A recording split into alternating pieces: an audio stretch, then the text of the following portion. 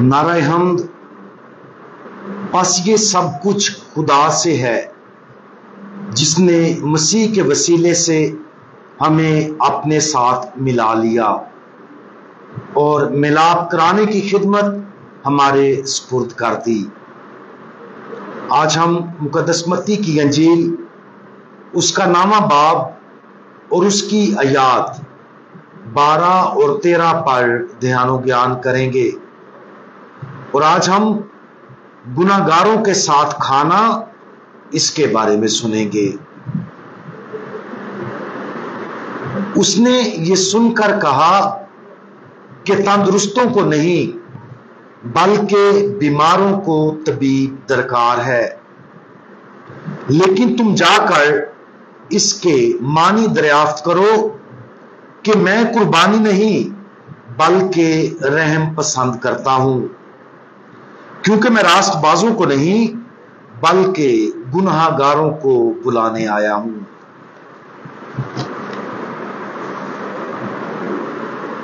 क्या हम अपने आप को एक ऐसे शख्स के तौर पर बयान करेंगे जो ठीक है या वो जो बीमार है?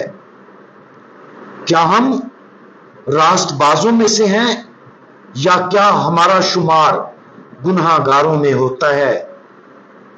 मुतात रहें कि हम इस सवाल का कैसे जवाब देते हैं। बिलाशुबा हमारी ज़वाल पजीर इंसानी फितरत के साथ आने वाला फख्र अक्सर हमें यह दावा करने पर उकसाता है कि हम अच्छे और रास्तबाज हैं।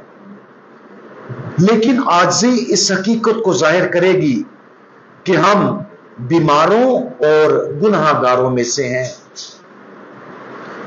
खुदावंद यीशु मसीह का यह बयान उन फरीसियों को जवाब है जिन्होंने देखा कि यीशु महसूल लेने वाले मत्ती, जिसे उसने अभी अपनी पैरवी करने के लिए बुलाया था, उसके घर खाना खा रहा था।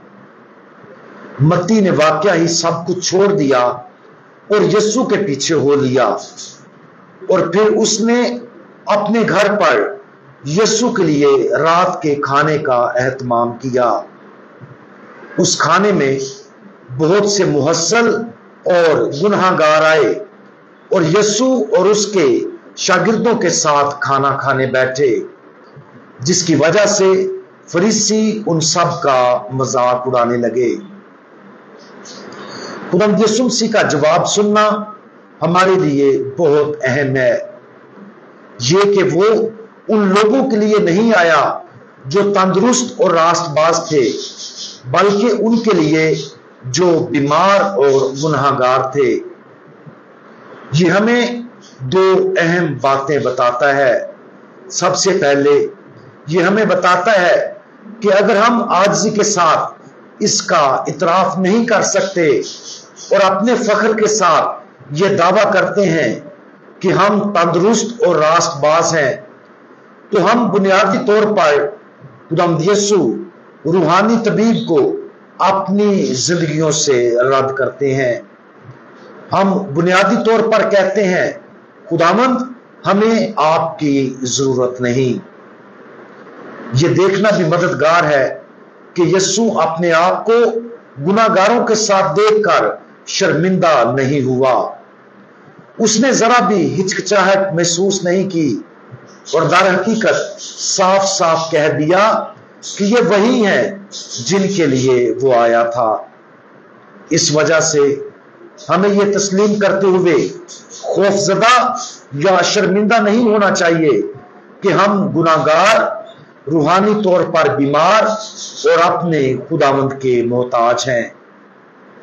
इस हकीकत से इनकार करना, इस हकीकत से इनकार और जारी शिफायाबी के उस जरिया से इनकार करना है जिसकी हमें जिंदगी में यकीनन जरूरत है। यह खुद मसीह के लिए हमारी जरूरत का इनकार है। सवाल यह है कि क्या हमें खुदावंद यीशु मसीह की जरूरत है?